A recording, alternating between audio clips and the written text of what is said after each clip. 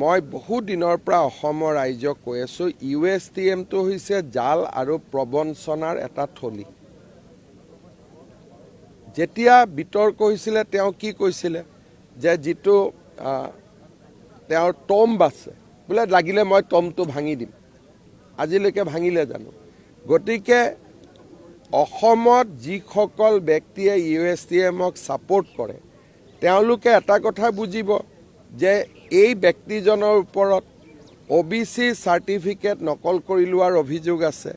দ্বিতীয়তে এই ব্যক্তিজনে মেডিকেল এডমিশনত জাল আৰু জুৱা চুৰি কৰাৰ অভিযোগ আছে। তেওঁৰ লগত থকা যিগৰাকী মহিলা সেই কালি লগে লগে ৱেবছাইটৰ পৰা তেওঁৰ নাম তাম গুচাই দিছে। সেই মহিলাগৰাকীও কালি দিল্লী আৰক্ষীৰ প্ৰবঞ্চনাৰ গোচৰত জালত পৰিছে। সেইকাৰণে মইতো আমাৰ অসমৰ সনাতনী সমাজক আহ্বান জনাম যে আপোনালোকে USTMত নপঢ়িব।